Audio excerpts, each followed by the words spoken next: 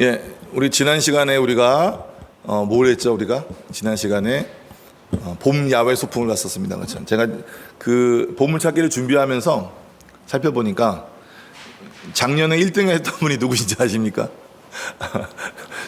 차정순 집사님이셨어요. 올해 몇 등 하신지 아십니까? 2등 했습니다. 이게 잘하시는 분들은 항상 똑같이 잘하는 것 같더라고요. 예전에 제가 보물찾기 같은 거 하면 못 찾는 거예요. 그래가지고 어떻게 했냐면 선물을 엄청 많이 늘렸습니다. 한 사람당 3개씩. 근데 그 교인이 한 몇 명이야? 한 400명 되는데, 700명 되는데, 하여튼 엄청나게 많이 했어요. 400명 되는 교회였었는데, 한 사람당 3개 정도씩을 가져갈 정도로 했는데, 어떤 일이 벌어진지 아셨습니까? 추첨하는 데만 2시간이 걸린 거예요. 나중에 담임 목사님이 짜증나셔가지고 도대체 이 짜잘한 것들을 사람들이 받으려고 2시간 동안 막 기다려야 되느냐 막 이런 얘기를 했었었는데, 이번에는 계속 그렇지만 여러분들이 하나씩 좋은 선물 가져가셔가지고 감사합니다. 하여튼 뭐 매년 여러분들 바뀌지 않고 점수가 숫자가 낮은 분들에게만 이 순서대로 드리니까 여러분들이 항상 또 기쁜 마음으로 내년에는 좀 더 많은 분들이 참여했으면 좋겠습니다. 오늘은 이 말씀 새롭게 이제 승리 기도라고 하는 내용들을 통해서 예수 그리스도의 이름이 우리에게 승리를 주셨음에 대한 내용들을 함께 나누면 좋겠습니다. 우리가 1장 1페이지에 봤을 때에 앞에 위에 4개의 이 첫 번째 단락에 4개의 문장이 있는데, 거기에서 첫 번째에 세상에서 너희가 환난을 당하나 담대하라 내가 세상을 이겼노라. 이 말씀이 바로 요한복음 16장 33절의 말씀을 그대로 인용한 것입니다. 내용은 뭐냐면, 이 가닥의 내용은 뭐냐면 예수님과 성령의 손을 잡고 죄를 이기는 승리의 확신을 고백하는 기도. 그러니까 예수님과 성령님의 손을 잡고 죄를 이기는 승리. 결국 우리의 싸움은 영적인 싸움. 우리의 싸움은 결국 사탄 원수마귀하고의 싸움. 우리의 싸움은 결국 죄와의 싸움이라고 하는 것들을 우리가 기억하시면서 요한복음 16장 33절의 말씀을 가지고 오늘은 요 한 절만 함께 나누도록 하겠습니다. 같이 한번 다시 읽어보도록 하겠습니다. 시작. 이것을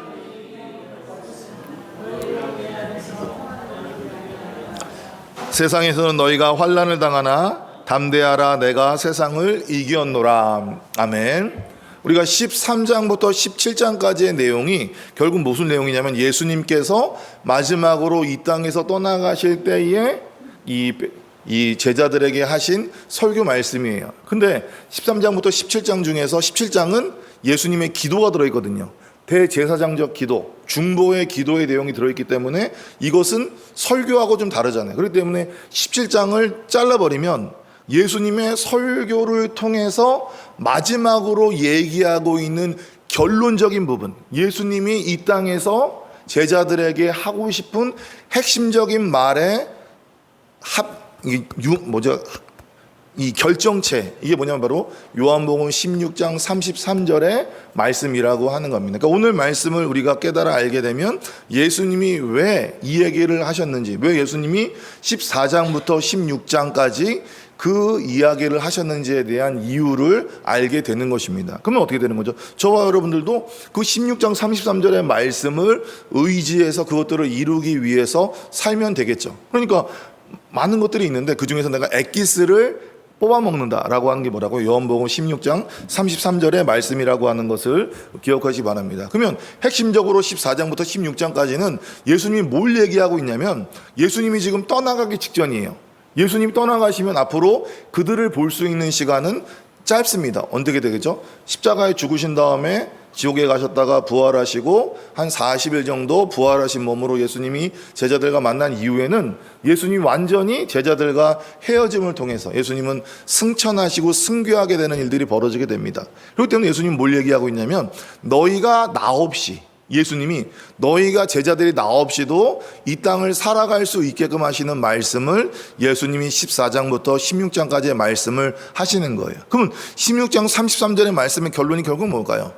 예수님이 없어도 너희가 이 땅에서 제자들이 승리하며 살아갈 수 있게 되는 근거에 대한 이야기를 예수님이 해주시겠죠. 그 내용이 뭐라고요? 오늘 우리가 읽어봤던 요한복음 16장 33절의 말씀이라고 하는 것입니다. 16장에는 이런 내용들이 나옵니다. 마지막 내용이 뭐냐면 1절부터 보면 핍박에 대한 예고가 4절까지, 성령님이 오심에 대한 약속. 그렇잖아요. 예수님이 승천하시면 어떻게 되는 거죠? 이제는 더 이상 예수님이 내려오지 않기 때문에 성령님이 임함을 통해서 약속하신 성령님이 함께하는 일들을 예수님이 약속하게 되는 것을 15절까지 얘기하고 있습니다. 그러면서 16장부터 22절까지는 예수님이 수수께끼와 같은 말씀을 하세요. 뭐냐면 조금 있으면 너희가 나를 보지 못하겠고 또 조금 있으면 나를 보리라. 그 당시에는 이해할 수가 없죠. 너가 조금 있으면 너희가 나를 못 보겠는데 그 이후에는 너희가 나를 보겠다. 결국 뭐죠? 예수님이 십자가의 죽으심을 통해서 그 잠깐의 기간 동안 너희는 예수님을 보지 못하지만 예수님이 부활하신 이후에는 너희가 나를 보게 될 것이다. 또 뒤에 뭐가 나올까요? 그러면 예수님이 승천하신 이후에는 그들이 예수님을 만나볼 수 없게 되겠죠. 그 다음에 예수님이 얘기하는 것이 너희가 직접 하나님 아버지께 구할 수 있게 됐다라고 하는 약속의 내용들이 28절까지 나오게 되고, 그 다음에 예수님에 대한 고백을 하게 되고 결국 예수님은 그들이 흩어질 것에 대한 이야기를 하고 있습니다. 그러면서 마지막에 33절에 이 얘기가 나오고 있는 거예요. 결국 뭐냐면 이 얘기가 14장부터 16장까지의 모든 내용들을 가지고 이 16장 33절이 나왔다라고 하는 것을 여러분들이 기억하시면서 오늘 한 절씩, 한 부분씩을 좀 간단하게 살펴보도록 하겠습니다. 첫 번째는 뭐가 나오죠? 이것을 너희에게 이르는 것은 이라고 할 때에 이르는 것은이라고 하는 단어가 이 시제가 뭐냐면 완료 시제입니다. 완료 시제. 완료 시제는 결국 뭐죠? 내가 지금 너희에게 이른다, 너희에게 말한다라고 하는 것이 단순히 예수님이 어떠한 사실에 대한 것들을 이야기하는 것이 아니라 뭐라고요? 내가 이제까지 너희에게 말한 것, 그 말한 것이 너희에게 효력이 있을 것이라고 하는 것들을 이야기하고 있는 거예요. 예수님이 뭘 얘기했나요? 14장부터 16장까지의 내가 없었을 때 제자들이 살아가는 방법에 대한 이야기를 했는데 결국 뭐라고요? 그 것들을 내가 너희에게 말하고 이야기했다라고 하는 것을 이야기하고 있는 것입니다. 그러니까 예수님이 지금 이 16장 33절을 얘기한 목적이 뭐냐면 단순히 앞에 내어 있는 내용들 중에 한 가지에 있는 내용들이 아니라 거기에 있는 모든 내용들을 내가 너희에게 말을 했다. 왜? 목적이 있으니까. 너희들이 내가 없어도 살아갈 수 있도록. 그러면 그 진짜 목적은 어디에 나오는 거죠? 바로 오늘 지금 본 바로 뒷부분에 나오겠죠. 너희로 내 안에서 평안을 누리게 하려 함이라라고 하는 것이 예수님의 목적이라고 하는 거예요. 결국 내가 예수님이 14장부터 16장까지 3장에 걸쳐가지고 이야기한 것은 결국 너희가 내 안에서 평안함을 누리게 하기 위한 것이라고 하는 것들을 이야기하고 있는 것입니다. 그러니까 목적은 하나라고요. 예수님이 우리에게 이런 말씀을 하시고 저런 말씀을 하시고 예수님이 우리를 떠나가심에도 불구하고 우리에게 당부하시는 목적은 결국 뭐라고요? 예수님 안에서 평안을 누리게 하는 것이라고 하는 것을 기억하시기 바랍니다. 그러면 저와 여러분들의 삶은 어때야 될까요? 우리가 신앙생활을 할 때에 제가 여러분들에게 우리가 종교적이 되면 안 됩니다, 율법적이 되면 안 됩니다라고 하는 것은 율법적이고 종교적인 것은 뭐냐면 외적인 것들만 강조하게 되는 거예요. 세상에 있는 종교는 가짜예요. 왜? 그것들은 마귀들이니까. 마귀들이 그들 안에 평안을 줍니까? 마귀들이 그들 안에 행복을 줍니까? 아니라고요. 마귀들은 세상의 것들을 준다고요. 결국 세상의 것들을 줬다가 그것들을 뺏음을 통해서 사람들이 무너지고 사람들이 죄악으로 지옥 가는 것들을 기뻐하게 하는 거라고요. 근데 주님은 뭐라고 얘기하고 있는 거죠? 주님은 우리에게 평안을 주고 계시는 거라고요. 그 평안이 여러분들에게 제가 계속 설교한 대로 내 인생의 문제가 해결되기 때문에, 내 인생의 걱정이 없기 때문에, 내 인생이 형통하기 때문에 내 안에 평안이 오는 것이 아니라 여전히 내 인생은 어렵고 여전히 내 인생은 환난이 있고 내 인생은 여전히 고통 안에 있음에도 불구하고 우리가 주님 안에 있기 때문에 주님이 주시는 평안과 평강과 샬롬과 에이레네가 우리 안에 거하게 되는 그런 평안을 주신다라고 하는 거예요. 그 목적이라고요. 저와 여러분들 안에는 주님이 주시는 평안이 존재해야 되는 거예요. 주님이 주시는 그 기쁨이 존재해야 되는 거예요. 주님이 주시는 충만함이 존재해야 된다고요. 내가 어떠한 삶을 살면서, 내가 어떠한 행동을 하면서 그것이 나에게 전부가 아니라 실제로 주님이 공급하시는 은혜와 주님이 공급해 주시는 자비와 헤세드와 주님이 우리에게 주시는 그 샬롬과 에이레네와 같은 그러한 평안과 평강이 저희 안에 있어야 된다고요. 그게 뭐라고요? 그게 실제로 믿는 사람의 모습이고 예수님이 제자들에게 원한 거라고요. 제자들에게 너희가 앞으로 내가 간 다음에는 너 아무런 문제도 안 생겨. 너는 다 형통할 거야. 너에게는 전혀 걱정 없는 일이 아니야. 이 얘기를 하시는 게 아니라고. 넌 여전히 어려워. 너는 복음을 전하기 위해서 고통받을 수 있어. 너희는 나 때문에 투옥당할 수 있고 너희는 나 때문에 죽을 수도 있어. 그럼에도 불구하고 뭐라고 얘기하고 있다고? 그럼에도 불구하고 내가 너희에게 내 안에 있으면 평안을 주겠다고 말씀하고 있는 거라고요. 그러니까 저와 여러분들은 우리가 현실이 어떻게 되든 내 삶이 어떻게 되든 상관없이 주님이 주시는 평강과 평안이 내 안에 거해야 된다고요. 그게 뭐라고요? 예수님이 우리에게 제자들에게 말씀하신 모습이라고요. 그럼 내 안에 주님이 주시는 평강이 있는가? 내 안에 주님이 주시는 평안이 있는가를 돌아봐야 되는 거라고요. 내가 이런 걸 잘하는데요, 주님. 저는 어떤 것을 하는데 이게 아니라 저는 주님이 안에서 주님이 주시는 평강으로 살아가고 있습니다라고 고백할 수 있어야 된다라고 하는 거예요. 그럴 때에 그 뒤에 뭐라고 되어 있냐면 너희로 내 안에서 평안을 누리게 하려 함이라라고 할 때에 이 목적을 나타내는 뭐뭐 하려고 한다라고 할 때 여기서가 희나라고 하는 단어가 되는 겁니다. 그러니까 14장부터 16장까지의 모든 말씀을 하시는 목적이 결국 너희가 평안을, 너희 안에 평안을, 내 안에 거함을 통해서 너희가 평안을, 예수 안에 거함을 통해서 너희 안에 평강과 평안이 임하도록 하는 것들을 주님이 원하신다라고 하는 거예요. 평안이라고 하는 것을 저희가 여러분들에게 여러 번 설교했잖아요. 여러분들에게 우리가 여호와 샬롬에 대한 설교를 하였고 에이렌에 대한 설교도 하였고 다양하게 설교함을 통해서 그건 단순히 내 안에 문제가 없는 상황 그리고 내 안에 분쟁이 없는 것 그게 아니라 뭐라고요? 내가 어떠한 상황임에도 불구하고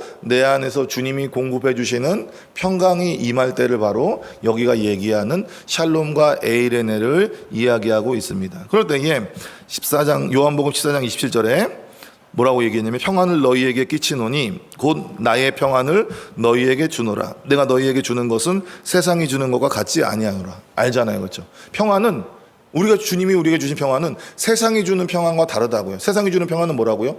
우리 안에 문제가 해결되고 우리가 형통되고 잘됨을 통해서 그 안에 들어오는 안정감이 평안이라고 한다면 주님이 주시는 평안은 내 현실이 바뀌지 않았다 할지라도 그럼에도 불구하고 주님이 내 안에서 평강을 주심을 통해서 내 현실적인 것들을 뛰어넘어 살아갈 수 있는, 여전히 내 안에 어려움이 있지만 그 어려움이 내 안에 불안과 두려움과 걱정을 주시는 것이 아니라 그 어려움이 있음에도 불구하고 내 안에 주님이 나에게 평강을 주시는 그 평안을 이야기하고 있다라고 하는 거예요. 핵심이 뭐라고요? 내 안에서, 예수님 안에서. 그러니까 우리가 예수 안에 거할 때만이 평안이 있는 거라고요. 주님한테 내가 평강을 받고 내가 주님한테 평안을 받고 내 마음대로 이 땅을 살아가는데 그 평안이 나에게 존재하는 것이 아니라 우리는 예수님 안에 거할 때에 어떻게 된다고요?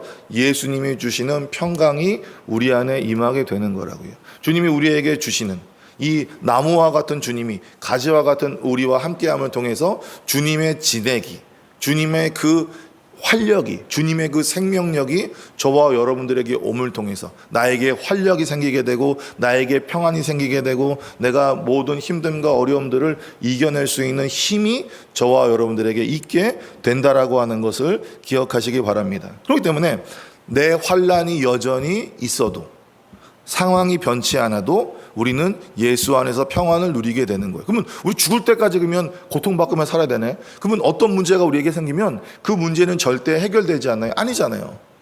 그렇잖아요. 여러분들이 문제가 있을 때 예수 이름으로 선포하게 되면 그 문제가 해결된다고요.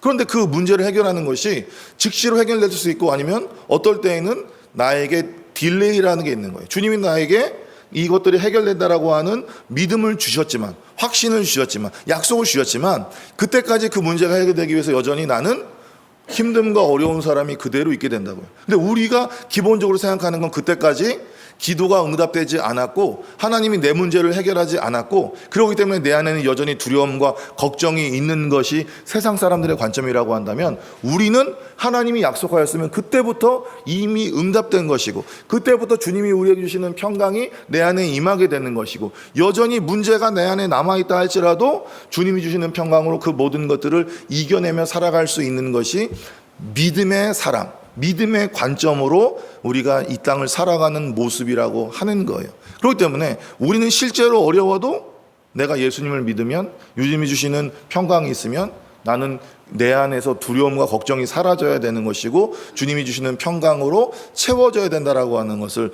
여러분들이 기억하시기 바랍니다. 그게 믿는 사람의 진짜 평안과 평강이라고 하는 것을 기억하시기 바랍니다. 그럴 때에 여기서는 현재 가정법이 쓰여지게 된 거예요. 가정이 뭐죠? 결국 이 미래에 지금 누리고 있는 평안에 대한 이야기를 하는 거예요. 가정이라고 하는 건 뭘까요? 아직 이루어지지 않는 것이죠. 근데 너가 예수 안에 있으면 어떻게 된다고요? 너는 실제로 그 안에서 평안을 얻을 것이야 라고 얘기하고 있는 거예요. 미래에 대한 얘기를 하고 있는 것이 아니라. 근데 중요한 건 뭐냐면 그 다음에 뭐라고 되어 있죠? 세상에서는 너희가 환난을 당하나. 그러니까 우리는 예수 안에서는 평안을 누리게 되는데 세상 안에서는 뭐라고요? 환난을 당하게 되는 거예요. 환난을 당할 때에 여기서의 이 시제는 뭐냐면 직설법 현재라고요. 그러니까 평안을 누리는 것은 내가 그렇게 될 수 있다라고 하는 가능성에 대한 이야기를 하게 된다면, 환난은 어떻게 된다고요? 세상이 주는 환난은 직접적이라고요. 여러분들이 환난을 앞으로 당할 것입니다가 아니라 저와 여러분들은 환난을 당하고 있다고요. 내가 병 때문에, 가난 때문에, 정신적인 스트레스 때문에, 자녀 때문에 우리는 환난을 당하고 있다고요. 당하는 것들은 지금 실제라고요. 근데 뭐라고요? 그런데 이 평안이라고 하는 것들은 가정한다고요. 네가 진짜 예수님 안에 있으면 너는 여전히 세상이 주는 그 환난은 너에게 실제로 존재하지만, 그런데 예수님이 주시는 평강도 네 안에 있게 되는 거라고 얘기하고 있는, 같이 공존하게 되는 거라고요. 하지만 이 평안이 더 크기 때문에 나에 있는 두려움과 환난과 고통과 걱정들을 싸매게 된다고요. 그렇기 때문에 환난은 뭐라고요? 실제로 세상이 주는 환난은 실제로 나에게 존재하는 것, 예수님이 주시는 평강은 내가 예수님 안에 거하게 돼서 받게 된다면 내가 실제로 누릴 수 있고 내 세상적인 환난들을 이겨낼 수 있는 것이라고 얘기하고 있는 거예요. 그럼 우리가 예수 안에 거하지 못하고 이 평안을 겪지 못하면 어떻게 되는 거죠? 우리도 세상 사람들처럼 똑같이 두려워할 수밖에 없는 거예요. 똑같이 걱정할 수밖에 없는 거예요. 똑같이 힘들어할 수밖에 없는 거라고요.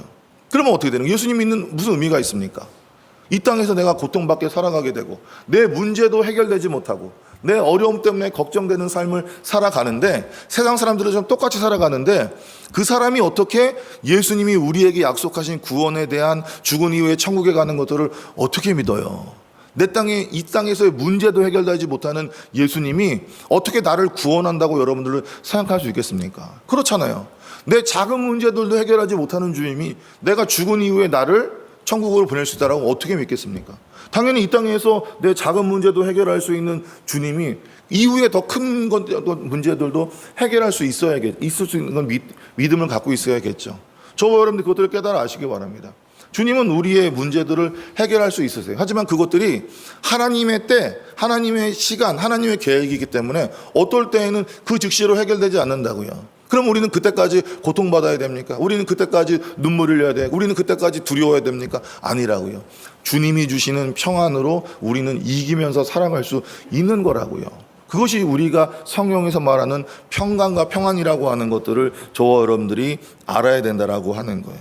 근데 이 환난이라고 하는 것들, 이것이 문자적으로는 압박, 짓눌림이라고 되어 있는데, 이 헬라어 동사인 틀리보라고 하는 뜻이 뭐냐면, 어떻게 해석하냐면 포도주를 짜서 즙을 내는 압착하는 행위. 여러분들이 우리가 겪고 있는 이 땅에서의 환난이 뭐냐면, 이 포도 있잖아요. 포도즙을 짜라가지고 집에 휴롬 있지 않습니까? 우리 집에만 있나? 휴롬을 이렇게 짤 때에 완전히 그 안에 있는 것들을 완전히 뽑아내기 위해서 하는 것, 우리 인생의 고통이라고 하는 것은 나라고 하는 것에 완전히 세상적인 것들이 고통이 나를 완전히 즙으로 짜서 고통스럽게 해서 나의 모든 것들을 끄집어내는 것이 뭐라고요? 그게 환난이라고요. 내가 조금 어렵다, 내가 힘들다, 근데 곁일만 한데, 이게 아니라 나를 완전히 즙을 짜가지고 나의 있는 모든 것들을 완전히 사라져버리게 만들 나의 그런 고통받는 것들을 극대화하는 것이 뭐라고요? 그게 성경에서 말하는 환난이라고요.